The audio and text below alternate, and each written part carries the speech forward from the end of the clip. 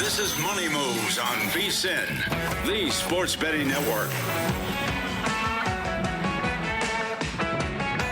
Oh, man, what a game last night, and it's just going to roll on tonight as the semifinals continue. This is day 2 of 5 straight days of high-leverage winner-go-home football. So we got a football Friday ahead over the course of the next 2 hours right here on Money Moves. Stormy Buonantony, Jonathan Von Tobel with you, live as always from downtown Las Vegas, Circa Resort and Casino. I know we're going to break down last night in its entirety, but that fourth quarter, man, a little chaotic. It was fun. It was a really good game, absolutely fantastic. And it looked like it was maybe going to set up to be somewhat boring. Not boring, but it was like a physical kind of paint-swapping contest to start. And that thing just absolutely erupted. So good college football game, 2 evenly matched teams, and now a little bit of history as Miami is going to be at home, technically, for a national championship game. And Mario Cristobal on the podium wanted nothing to do with celebrating that win, did he? He was all about... What's his problem? He was also getting into it with Scott Van Pelt, right? I didn't see that part. Yeah, like Van Pelt. I think Van Pelt made it a little bit about him, but Van Pelt was clearly setting up the U is back, and Cristobal didn't want to hear it, and so they were kind of going back and forth a little bit. I turned it off after the trophy ceremony, so I didn't see the Sports Center with SVP post game element of it. He like all stuff. He's like, can we get these people off the podium? We need to get the players up here. There's a little bit. Relax. You won. Let's go. But got to go 1-0. Let's see if they can in Miami on January 19th. That said, we have a lot more to get to on the show. We will detail how that win transpired last night. Look ahead to tonight. But let's set the table like we always do. Time to run it down. It's time for the top headlines and topics of the day. This is The Rundown. Fortunately for us, we're going to have some help to break it all down. Coming up in 30 minutes, VSiN's own Will Hill going to join the program. He's got a ton of plays on Wild Card Weekend, as well as the Peach Bowl coming up tonight. And end of the hour, Mike Palm in studio, as he always is on a Friday. Yeah, looking forward to getting some plays from Will. Got some shared thoughts on a couple of these postseason matchups. And, of course, Mike always brings a variety of topics that I'm looking forward to breaking down. You were filling me in on one, which I'm very much looking forward to in the NHL. One in the NHL, yeah. Some salacious rumors in the National Hockey League. I'm very curious Mike Palm's thought process on all of it. We mentioned the Peach Bowl coming up tonight, though. We will break this game down at length as Indiana and Oregon go head-to-head, a rematch from back in October at Autzen Stadium. One in which Indiana won by double digits despite closing as a touchdown or more dog, depending on where you look. This is the 4th regular season rematch in this year's college football playoff, 6th in the 12-year history of the playoff. Only one has actually swept both the regular season and the playoff matchup. That was Ole Miss against Tulane. A little bit of a different level of competition in this game. Yeah, looking forward to what this game is. Hopefully it's a little bit more entertaining than what we saw against Alabama. Having said that, maybe this team is just UConn of football, and they're just going to stomp through everybody. Indiana laying 3.5, total 48.5. But we will kick off with breaking down what we saw last night. And as you wrote here on the rundown, a hurricane's a-coming. The U is back. Back in the national championship, first time since 2003, looking to win it for the first time since 2001. And as you said, they'll play it at Hard Rock Stadium in Miami coming up in just over a week. 31-27, our final score last night in the Fiesta Bowl. In that fourth quarter, for anybody with money on it, was an absolute sweat, whether you were talking side or total in this one, because what looked like, as you mentioned, kind of like this slow-paced, hard-fought defensive game. We had, I think it was 4 lead changes and 25 total points in the fourth quarter. Yeah, I mean, there's so many different places you can start here, but I got to say, I mean, it's hard kind of not to start with Mark Fletcher Jr. I mean, the dude's been absolutely incredible through the postseason so far. 2 games of over 130 yards. Last night, 133 on 22 carries, averaging 6 yards per touch there on the ground. The dude was absolutely fantastic. He has been kind of the machine for this offense. We talked about this yesterday. What was going to be one of the things? It was limp noodle versus limp noodle. The running attack for Miami versus the run defense for Ole Miss, and which of those weaknesses was going to give way. And it looked like that was Ole Miss. The Miami was controlling time of possession, keeping Ole Miss off of the field. The play discrepancy in the first half at one point was absolutely insane. And a lot of that had to do with the way that Fletcher was running the ball for them. He was incredible. That's why I brought up the yards prop for him yesterday. Unfortunately, the yards and touchdown parlay we were talking about didn't get home, but certainly goes well over the yardage. Canes in all had 191 yards on the ground and a season high 96 before contact. So they were great in that area where I actually thought you were going to start part was the final play of the game. You sure? Because as somebody who laid 3, I'm very happy that a pass interference call was not made in that moment, yet it has been a point of controversy. And what would a game that was so back and forth be without something like that at the end of this one? Look, I mean, you don't really call, I guess, Hail Marys in those situations. I also hate that argument. If it's a penalty, it's a penalty, and you should call it regardless. But as we heard from Golding yesterday, in those situations, you usually don't get those calls for whatever reason. And that was it yesterday, although that was a little bit more egregious than I think usual Hail Mary pass interference. That's what I was going to say. Yeah. It's not like your typical jump ball and there's 6 people in the air trying to make sense of it. Like, that was a one-on-one matchup where you could very clearly see it. That was grabbing the shoulder pads and riding him into the end zone and not letting him get to the ball. That said, again, as someone who laid 3, not mad at it. You mentioned Pete Golding's thought process on it. I did like the way that he handled it after the loss. Here's what he had to say on the podium. I mean, those situations are tough to call them. I mean, those situations, but I mean, yeah, there was contact, but I mean, it happens a lot. You know, that's not why we lost the game, but you know, we just had a lot of opportunities late. But I mean, I think it shows you the resiliency of the team. You know, I mean, they didn't care. Was it 18-15? They're going to go out there and give it all they got, and you know, looks like you ran out of time, but we didn't execute well enough, didn't prepare well enough, and we didn't coach good enough. And he mentions the missed opportunities. I think third downs are going to be something they really look back on in this one. 0 for 5 on third down in the first half, 2 for 10 for the game. They had 0 yards for the game on third down, never went for it on fourth. And execution-wise, the Miami final drive where Carson Beck goes 75 yards, 15 plays, runs it in for his first rushing touchdown in a handful of, since week 3 against USF, was the only other time that he had a rushing touchdown this season.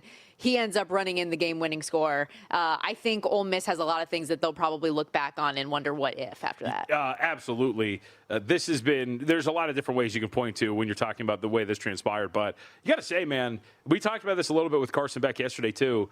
Look, it's not overtly impressive when you look at the final box score for him on a day-to-day basis. And last night was actually pretty solid, 23-37, 268, 7.2 per attempt, 2 touchdowns and a pick. But the leverage in which he finds himself and makes the plays that he needs to is pretty impressive. Yeah.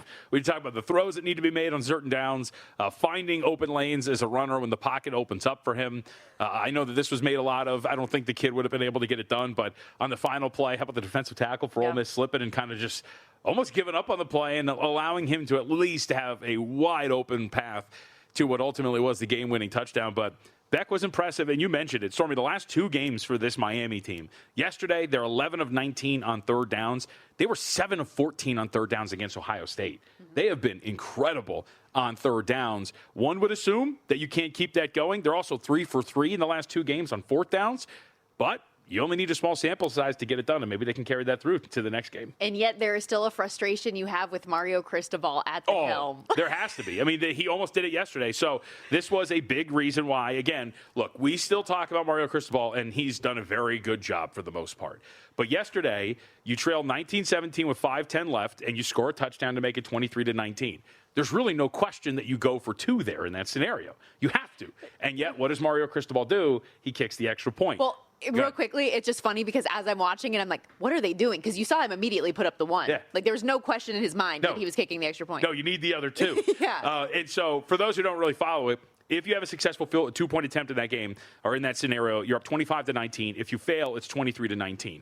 When Ole Miss then subsequently scores, if they do after that, there's one of 2 scenarios. You're either down 26-25 or you're down 26-23. Either way, on that final drive in which they needed a touchdown, you don't need that touchdown. You need a field goal. So one would have won it for you. One would have tied the game. Who knows what happens when you go to overtime, but the math would dictate that you go for 2 in that scenario, and yet he didn't. And it's interesting because I was watching his post-game presser. He was asked about the second down before they scored the touchdown in that, hey, if it's incomplete, what's your scenario? And he's like, we have a staff. We work through all of the different scenarios. And I was like, but you did it for the other touchdown. Where was the staff there? That didn't tell you? They didn't tell you had to go for 2? Look, they won. But those are like the little things that in certain games make you wonder. That Mario will get you there, and he got away with it here. But what if it comes up again in the national championship game against Cignetti? Because I'll tell you what, I think Cignetti would have gone for 2 there. I think he knows that he would have gone for 2 there. And for Mario, this has been the issue for him. They got away with it. We'll see if it happens again. You put this in the rundown, and I do think it's pretty remarkable from OptaStats. Miami, the first FBS or NFL team in a single game the last 20 years to have all of these things happen. Hold the ball for 40-plus minutes. They had it for 41-22. Ole Miss, fewer than 19 minutes of game action that they had the football. Amass 400-plus yards of offense, convert 10-plus third downs, multiple fourth downs, and have 4 drives of 13 or more plays. Remarkable. And yet, Ole Miss still had an opportunity to win this thing at the end of the game. I mean, insane. You talk about ball control, like that's it right there. That is, you talk about the long drives, the ability to convert on these third downs at such a high rate, on the fourth downs to be able to do it when you needed to do it as well, and some of them with relative ease. I mean, there's like a 4th and 2 where they just hand it off of the middle. It's like, yep, here's 4 yards, no problem. So that was a very impressive performance by Miami, and we've talked about this a lot with this team. They are very good at the lines of scrimmage, and that showed. Yep. Now, there's a lot of injuries that we saw yesterday. They were going down like flies. So we'll see what exactly they look like coming up on, the 19th, 10 days from now. But still, really impressive for that team. I was texting you so stressed. Yeah. It's like, of course this is going to happen. All their corners are out. Oh, their starting safety goes down. Okay, Akeem Mesidor, is he playing? Is he not playing? There's a lot happening. The week before the final bracket reveal, and we brought this up yesterday briefly, but just fascinating that Miami is in this point, given the conversation around this team going into that bracket reveal. They were 10-1 just to make the playoff, 150-1 to win the national championship. Now they are the second shot on the board. Indiana, your favorite, plus 120, Miami, plus 180, and our 20-1 tickets still alive. We do have some hypothetical national championship odds depending on what happens in tonight's Peach Bowl. Miami getting 5.5 in the hypothetical against Indiana, 2.5 against Oregon. And how wild would that be if it was the Ducks and you have Mario Cristobal taking on his former team and replacement in Dan Lanning? Oh, on the storylines. So good.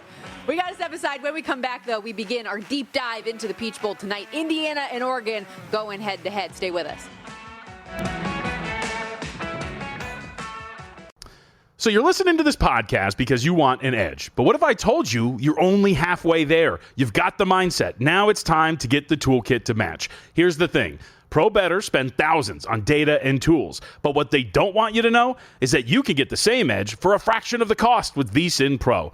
VSiN Pro gives you access to expert picks, public betting data, prop projections, powerful tools, analytics, and more. Just tap the link in the description and see why thousands of bettors are already using VSiN Pro to cash more bets.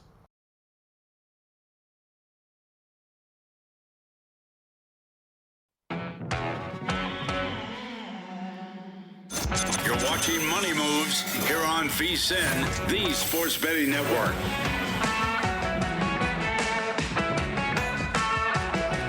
Stormy Buonantony, Jonathan Von Tobel with you back here on Money Moves, and we're going to dive into the Peach Bowl in a moment, but did just get some breaking news quickly in the NFL ahead of Wild Card Weekend. There were a lot of questions about the status of Chargers running back Omarion Hampton going into this weekend, and despite the questionable tag, it appears like he's going to go. Chris Rhyme of ESPN, who covers the Chargers, said that Omarion himself said his plan is to play Sunday against the Patriots. Yep, so big deal there, and I feel conflicted. We'll talk a little bit more about that game with Will Hill, but do lean a little bit. Actually, not a little bit. I like the Chargers there in that game against the Patriots. So I do too, and I'm sick about it. Yeah. Like I feel like I need to bet it, but I'm going to regret it.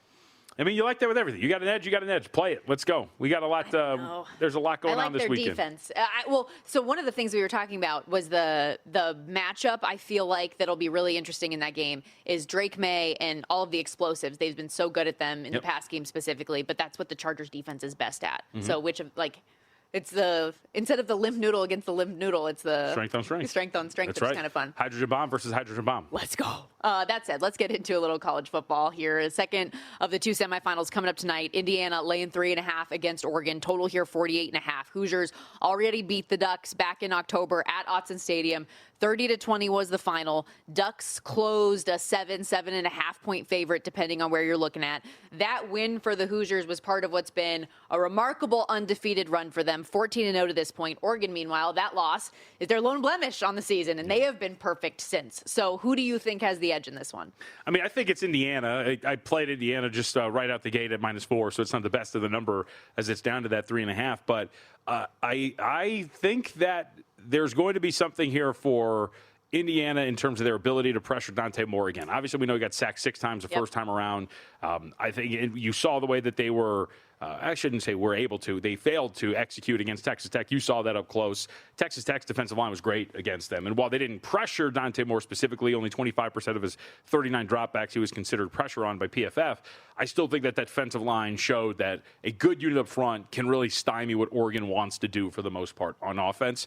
And I think Indiana's got that. Even with the injury along the defensive line, as we know, this is still a group that I think can send waves of guys, is really good at their blitz packages, when they decide to blitz, when they decide not to, when they can send 4 guys versus extra rushers, and when they choose to do it. I like a lot of what Indiana brings to the table, and I think it starts there. I saw a really good defensive line do it against Oregon this last time around, and their offense was really the reason why they lost that game, and I think Indiana can do that again here.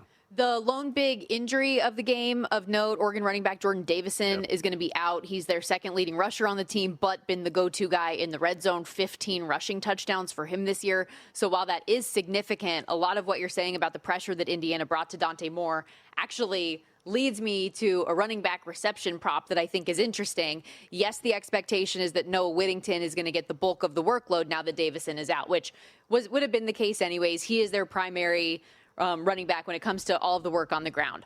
De'Aaron Hill is another freshman running back that Oregon really seems to like, and I think is going to get more play in this game. And I think the receiving angle could be worth a look here because his rush yards, I think, just got a little bit too aggressive with the understanding that Davison was going to be out. This thing got bet up from 31.5 to I think we're at 42.5 right now for his rush yards. The receptions number is set at 1.5. It's juiced to high heaven, minus 160 or more, depending on where you're looking at for this. But I would be shocked if he doesn't hit this, and I'd be extremely disappointed. So this is one that I'm going with tonight. He has at least 2 receptions, 4 of his last 5 games, one of which was against the one where he didn't hit it, was against JMU when we know that Oregon offense popped off early and didn't really have to worry about anything after that. The first game with Indiana, he was also non-existent. But going through that game, knowing the tough day that Dante Moore had, they're going to want to get the ball out quickly, and I think he's going to be the guy they use in those moments. And you just need 2 catches. Sure. So I love that prop angle. I know it's minus 160. I know it's gross. Have to bet $160 to win back that 100, but I really think it's worthwhile. If you got an edge, you got an edge. Play it. I think it make a lot of sense there when you're talking about the way you're breaking it down. So I think so. Look, I'm going to be curious to see. There's a couple of things.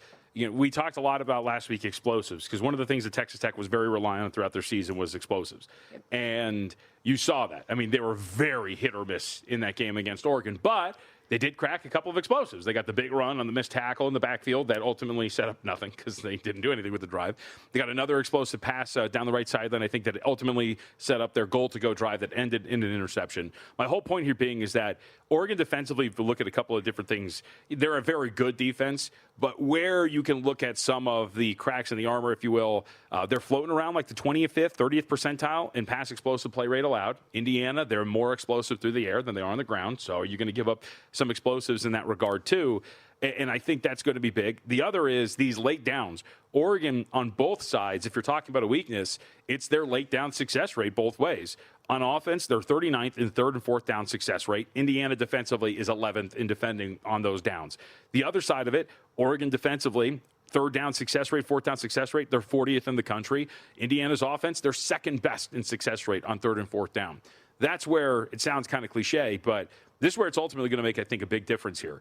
Oregon throughout the year, if they've had an issue, it's with some of the explosives they've allowed through the air. They haven't been the best on late downs on offense and on defense, and this is one of the better late down teams in the country in Indiana. Yeah, and we talked about it coming out of the Orange Bowl, just the questions generally about Oregon and like how much of the shutout performance that they had was actually because their defense was great, or was it just Texas Tech's shortcomings? And so I kind of agree with you, and I think it was the latter. I think those were spots that Texas Tech had issues, and Oregon was able to exploit them. Yep.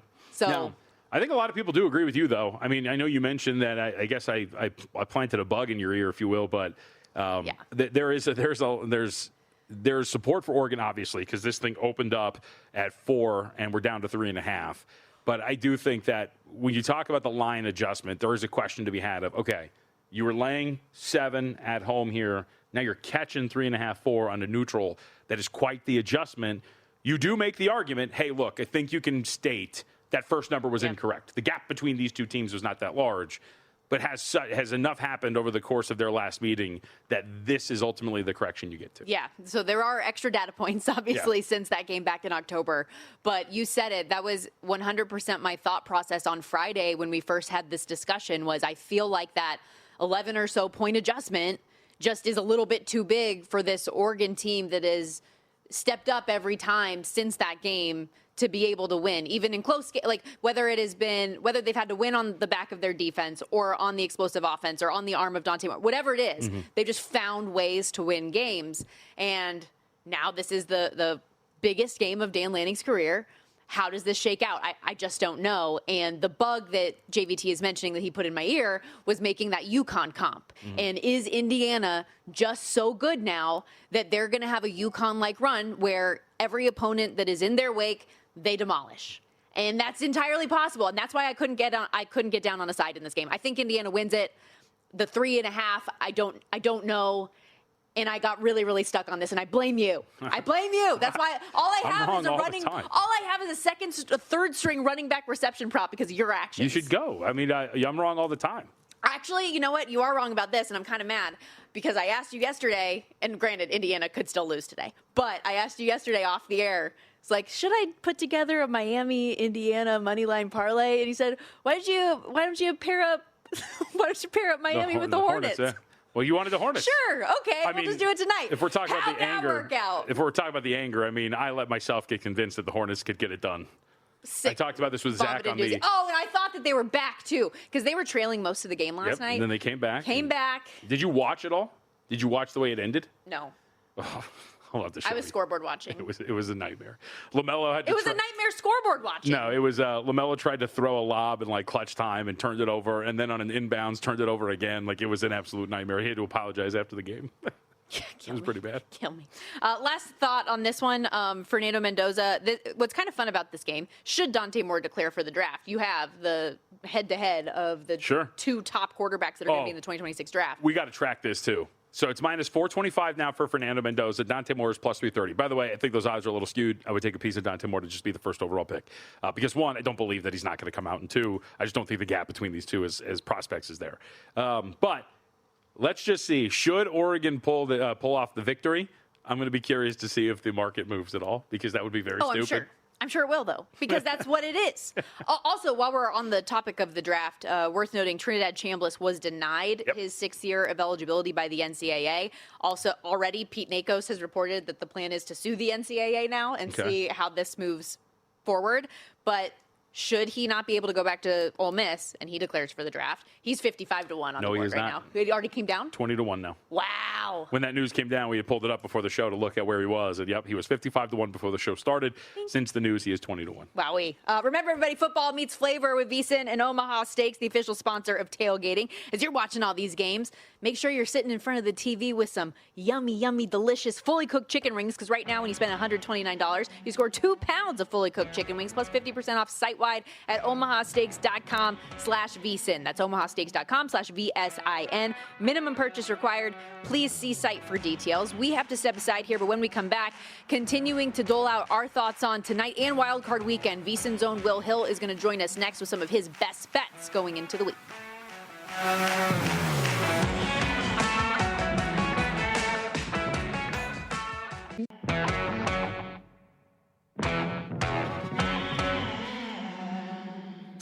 You're watching Money Moves here on VSiN, the sports betting network.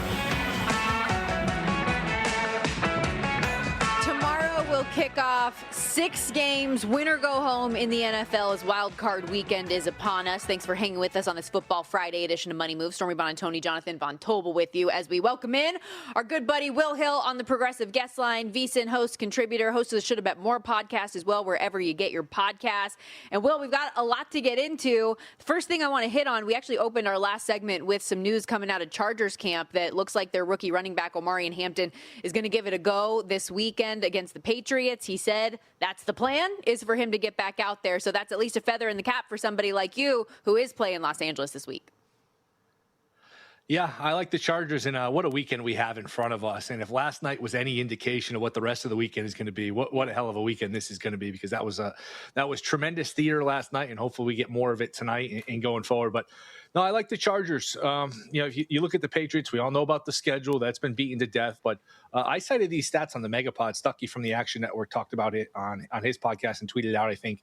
Patriots this year on fumbles recovered 21 of 34. Fourth downs were extremely lucky. I think hit 80%. Meanwhile, their opponents were 10 of 30.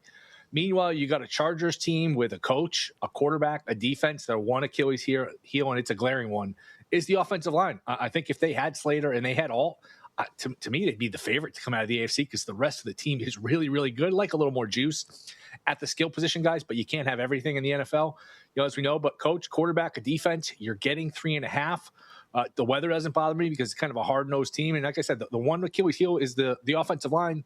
But the Patriots aren't going to really exploit that. Patriots 26th in the league in sacks, and that's for a team that's playing with a lead the whole time. So they don't really get pressure. I think this is anything over a field goal is a take here with the Chargers. So I like the dog. At some point, Herbert's going to shake this rap that he can't win the big one. 0-2 in the playoffs. He hasn't played well, which I admit. Last year was bad against the Texans. A few years ago against the Jags, they never should have lost that game. They blew that huge lead. But at some point here, these guys usually get off the schneid. Maybe this is the time here for Herbert to get that done against the Patriot team that, let's face it, they've beaten one team that's still alive. So this will be a big step up in competition. All right, let's talk about Stormy's other favorite team, Carolina Panthers. They get a rematch against Los Angeles Rams, beat them when they played out in Carolina a few weeks back. Now they are catching 10.5 at home against LA, who doesn't come limping in, beat the Cardinals, but not in great form for Matt Stafford. Yeah, I feel like I'm on a little bit of an island, because a lot of what I heard this week, just listening to Vies and listening to other shows, it's too many points. I can't get to this number. I can get to this number. I don't think it's too many points. Of course, I don't love the idea that there's maybe some rain in the forecast. That throws a little variable in there. But to me, you go back and look at the Panthers winning. It was at Thanksgiving weekend. I think that's good for the Rams. You're not going to catch this team off guard. And usually double-digit favorites in the playoffs actually do pretty well, which makes sense because you have a favorite that's motivated. You don't want to play a favorite that's motivated. You want to play a favorite that is looking ahead to the next week or is hungover from the previous week. The fact that the Rams come in here focused, it's the playoffs. They already lost to this team. And you just dig into that box score, that game log from the first meeting. Stafford throws a pick six. Stafford throws an interception in the red zone. A lot of the production for Carolina came on fourth down stuff. So, really good on third downs. I think this has 34-10, 34-14 written all over it. I don't mind the idea of playing a Rams team total over either, 28.5. I would think the Rams get into the 30s here, but I actually think the Rams are good for covering this number. So I think the Rams win pretty big. I'll say this. Early third quarter, we're probably going to be watching college basketball or looking for something else to watch because that's the one thing about the playoffs, as great as they are. When there's a blowout, there's no other game to watch where, on a regular NFL Sunday, if there's a blowout, no big deal. There's a million other games on. You just flip to something else. You don't get that in the playoffs. But I think, early, mid, third quarter, we're probably looking elsewhere. Our attention becomes divided. I do think the Rams win pretty comfortably. Yeah, JVT, I believe you did play that Rams team total over. I contemplated it. I ended up on the full game over 45.5. So I completely understand what you're talking about. And real quickly, just to back up Will's statement on these big favorites having success in this moment, teams favored by at least 9 in the wild card round, 16-1 outright, 14-3 ATS. So there you go there.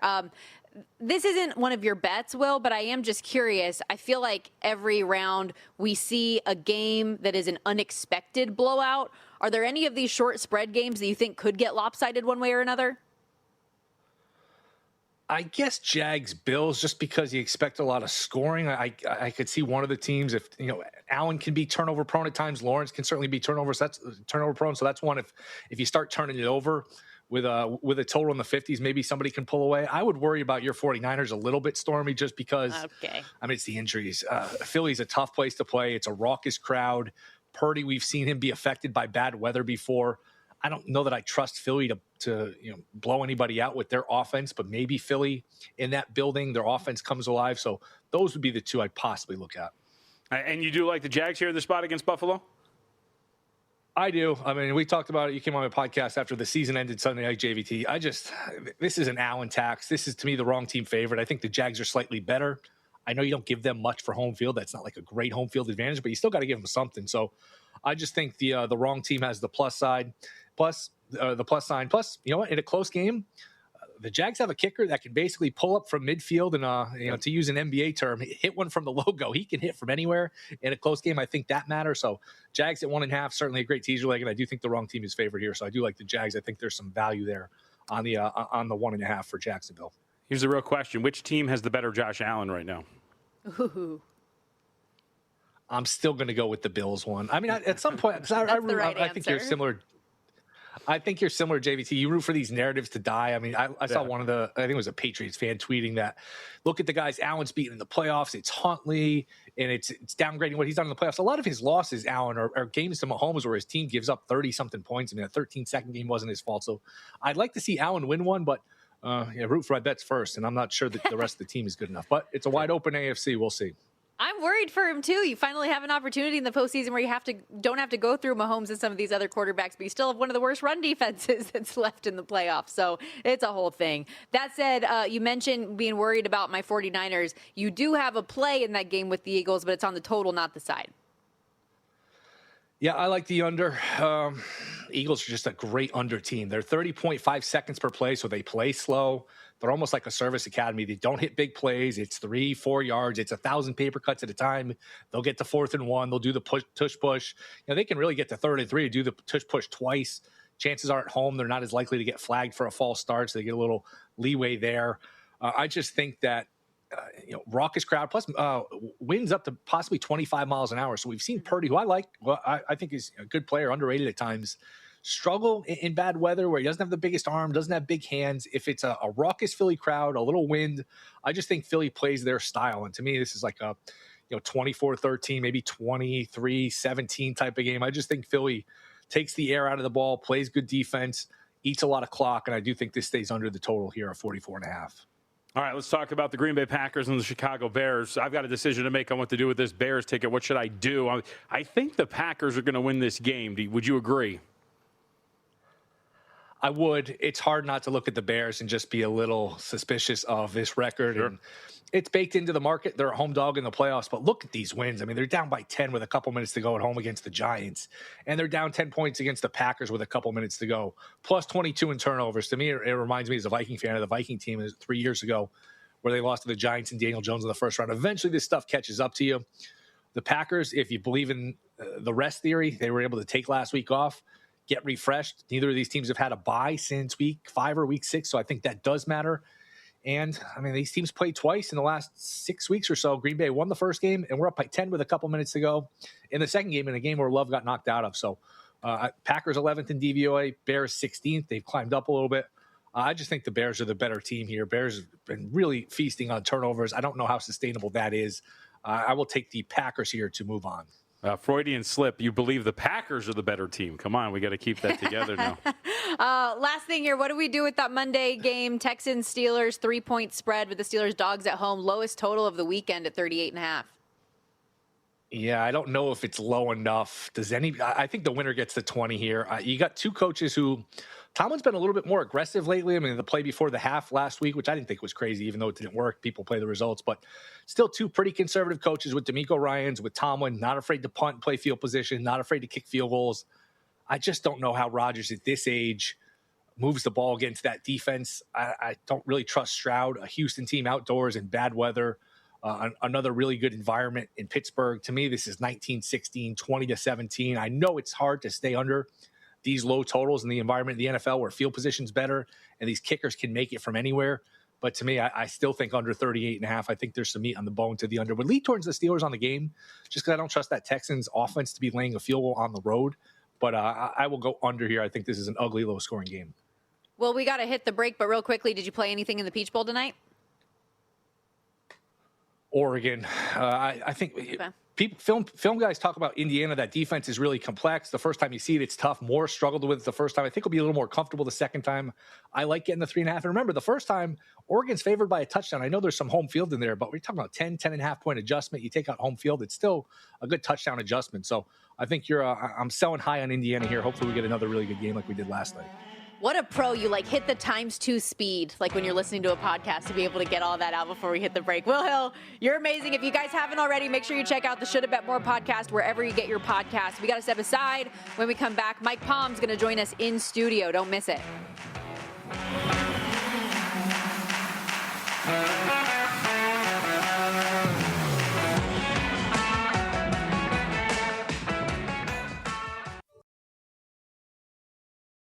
This podcast is sponsored by Talkspace. Last year, I went through many different life changes. I needed to take a pause and examine how I was feeling in the inside to better show up for the ones who need me to be my best version of myself. When you're navigating life's changes, Talkspace can help. Talkspace is the #1 rated online therapy, bringing you professional support from licensed therapists and psychiatry providers that you can access anytime, anywhere. Living a busy life, navigating a long-distance relationship, becoming a first-step father, Talkspace made all of those journeys possible. I could speak with my therapist in the office. I could speak with my therapist in the comfort of my home. I was never alone. Talkspace works with most major insurers, and most insured members have a $0 copay. No insurance, no problem. Now get $80 off your first month with promo code SPACE80 when you go to Talkspace.com. Match with a licensed therapist today at Talkspace.com. Save $80 with code SPACE80 at Talkspace.com.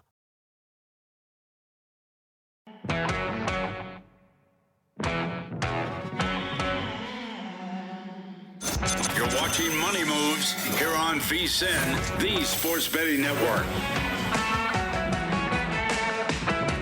We're cruising here on this Friday edition of Money Moves. Stormy Buonantony, Jonathan Von Tobel with you back live in downtown Las Vegas, Circa Resort and Casino. Very fortunate, as always, on a Friday to have our guy Mike Palm, VP of Operations at this wonderful property, in studio with us live here. What's going on, Mike? Hello, how are you? Delightful. And yourself? Some football this week, I hear. Just a little bit. We got our check ceremony tonight for everyone. Oh, yeah. The big checks come in for the survivors, and 3 of the Grandissimo are coming to collect this weekend as well, so they'll be there tonight. And our top folks in the Circa Millions. By the way, one Jonathan Goulet is getting 2 checks. 2 of his entries tied for Good 19th for him. tonight. Could that be the Jonathan Goulet we know and love? Could potentially be. I would think it is. Yeah. I would. So- I I would don't know think many it of is. those. Yeah. Steve Fezzik, who was on with Gil earlier, he tied for 9th. So there'll be a lot of familiar faces in the Galaxy Ballroom tonight. Cool. How fun was the? I mean, I know week 18 of the regular season for a lot of people is like, okay, there's not much to play for. But for the scene that you guys had at Circa Sportsbook with all of those survivors, I feel like it looked like a blast. Yeah. The poor guy that had the Bengals wasn't here, so we didn't have to suffer through him or Yeah. take his hedge. Yes. And then the 2 Vikings, that was a laydown by the Packers. So, and Jacksonville, after 15 minutes of maybe a little worry early, was over. The poker guys on Atlanta had the sweat, and I was down with them in Pod 5, kind of living through that with them. But it is always fun. I remember last year we had 18 folks going into the last day, and I think 14 of them were here, and 10 got knocked out with some crazy results on week 18. But it is fun. It is a fun day, and then they go and they all have dinner at. I'm not a part of that because that's like a 4-hour dinner. But they all go and have the champagne and then head down to dinner at Barry's. So it's a nice tradition. Yeah, it was cool to watch, and Juicy K in that group. And Have all to of them. abbreviate. Yeah. There's a necessity to abbreviate. I'm not sure Jeff Benson missed that name. He approves all name. They were nice people, but.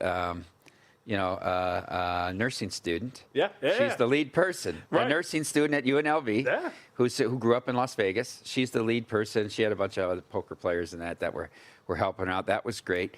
The other one that was on the Vikings, they wanted to remain anonymous, but it's a family. And so there's some really good stories there. Yep. Now that we are in the NFL playoffs, any games in particular you liked? I bet the Packers at pick when it got down to pick. They've led every second of regulation, basically, dominant in the first 2 halves of those games. I think they have a better defense. The Bears have, in recent years, when they get home playoff games, really felt the pressure. For a team like that, when the city's crazy about it and you get behind in the playoff game, the expectations tend to really to weigh on teams. The other game the game that I'm fascinated by is Jacksonville and Buffalo, because I've yet to find somebody that likes Buffalo in this game. That's what I keep saying. I mean, We Bill just had Will Hill on last segment, said he likes the 1.5 for the Jags. The whole world loves the Jags. The VSiN sheet from Bill 80 was Jags. It was all Jags. Yeah. It's almost forcing me to bet. But every time, if there's 8 people on one baseball game, it never wins. Yep. This is not just anecdotal. This is true. That when you But get it's everybody such a big on point one spread, Mike. I mean, what do you mean? But the fact that we haven't seen the line move at all, despite everybody talking about the Jags. Because there's a narrative here about Josh Allen. I mean, he's the best quarterback left in the AFC. And if he can't win with no Mahomes, no Burrow, and no Lamar Jackson, I mean, when is it going to be his time? I think Sean McDermott gets fired if they don't win this game. Sure. I do. But I also will say this, and I said this about the Notre Dame-Indiana game last year. The winner of that game would go to the national championship game because you were getting Georgia without their quarterback, and then you were getting small game James and Penn State. I think the winner of this game goes to the Super Bowl. I believe that. I believe either of these two teams can win in New England or in Denver. We've seen Buffalo do it in New England. We've seen Jacksonville win in Denver. I do believe the winner of this game represents the AFC. Yeah, and I think, too, some of this is the narrative. I also think it's hard to turn away from Jacksonville. They're like the hottest team coming into this thing. But statistically, John, there's no weakness there. Yep. But they blew that 19-point lead to Davis Mills. Yep. And since then, there's no false steps. Yes. Don't point at me. I point to her because on Live Bet Sunday that day, she may or may not have proclaimed that that game was over. That's not true. They said, I'm Stormy, sick of it's 10 points. It's like 10 points. He's misconstruing how that one played out. That was when we were having weren't the Bills simultaneously in another game where they were trying to come back? Yeah, they were down to the Dolphins that week. Yeah. So I was saying if I had to pick a team to come back, I would rather take Josh Allen than Davis Mills. And then lo and behold, what happens? Said no shot. Stupid. What are you going to do? Peach Bowl tonight? Peach Bowl tonight. I said if the number went on the opener was more than 3, I had to take Oregon. And it was 4. And now it's down to 3, and I'm thinking I want to lay 3. I mean, Indiana's done nothing wrong. There's nothing to criticize. You have to now analyze, was Oregon's defensive performance against Texas Tech more about their defense, or was the Texas Tech offense just really overrated because their defense was so darn good? And they got so many turnovers. They were in the lead in every game, and they gave them short fields with 3 and outs. So was their offense really any good all year long, or was that just a myth? I don't know. Obviously, Indiana has no fear. They went to outs, and then really, the game was 8. They beat him by more than 8. I mean, he threw a pick 6 in that game. Mm-hmm. They dominated Oregon in that game. You got the revenge factor. So I hope Indiana does win by 3, and they go to the national championship, and I can cash my +4 because I think Indiana-Miami would be a heck of a game. Yeah. Before we move on from football, did you watch the thriller in the FCS championship game? I did. I watched every second of that tremendous coverage. We got murdered in that game. Really? There was so much pro money on Illinois State second half. Oh. Money line, +270, +7.5. We got killed. I was sitting here watching the whole thing because I had to do an interview. A Japanese documentary company came in, and I did like an hour interview with them. But they came later, so I came in and watched the game. And I was pulling for Illinois State just because, I mean, what a story. The story. And then they look dead in the water, 14-0. They finally get the touchdown. 3 plays, Montana State makes it 21-7.5. They scored 4 consecutive touchdowns. 4 consecutive touchdowns. I hate to criticize Brock's back, but how do you have that kid attempt the longest field goal of his career, and you're still going to give Montana State a minute? That's the reason why. Mm-hmm. I wouldn't want to give them a minute. You get the first, maybe you can get 10 more yards, and you make that field goal the last play of the game. I'm just stunned. But nobody wants to ask about that. Nobody wants to ask Brock's back about why did you have Constantino kick that. We want to talk about the running back's brothers happy his brother scored and the emotion in their eyes. Fortunately, ask the hard questions, ESPN. Fortunately, I get to interview the winning side. You were on the other side. Okay, in all her big sky glory. I mean, she was the biggest I thought they're supposed to be impartial. But Disney was all behind Big Sky in that game. You kidding me? I gave a great Tommy Rittenhouse report at the end of the. It was actually he's diabetic. And he was shooting himself with insulin before that drive that led to the field goal, like crazy. But I just felt so bad for them that you have that field goal blocked, and then the whole team you saw the whole team wanted to go when he sent that field goal. They were all mad. They were coming off. They were incensed. They were screaming, "Go for it!" Pissed. Yeah, they showed it. The cameras were showing all of it before the field goal. I'm going, "What is he doing?" Then they block it. But then they go score in overtime, and the extra point gets blocked again, and it's should have gone for 2 and then overtime. Insane. Last couple minutes here, you did want to bring up what's going on with Linus Ullmark and the Ottawa Senators. So if you want to set the table for our folks who might not be familiar. We can't report any of these things as fact. But what a crazy move by Ottawa to come out and say the reason he took his the background for people who don't know. Linus Ullmark, part of that great season the Boston Bruins had. Ottawa goes out and pays $8.3 million a year to get him. This is the guy that's going to not just contract. To the playoff. Yep. This is the guy that's going to get him to the Stanley Cup final. They're a decent team. They need a goalie right now with him gone more than Edmonton does. It's brutal watching them play. They go to the playoffs last year and hope they can build on it this year. Yeah, and so he mysteriously takes this leave of absence, right? And then the GM comes out with this bold statement. He took a leave of absence for his own reasons, and we're fully supportive of him, and all these online rumors are untrue. Well, all these online rumors are that he had an affair on his wife with another player's girlfriend and told his wife, hey, everybody's doing it on the road trips. He did it. And the wife went and called all the wives and girlfriends and told them all about it. And the team came unglued at him, and they had to get him away from the team. But nobody even really knows that, except that people are in the weeds of Canadian hockey until the Ottawa Senators come out and make a statement. Now everyone's, what are the online rumors? I'll read the statement when we come back from the break, because it is one of those things. And I was kind of giving JVT some background of the drama before we came on.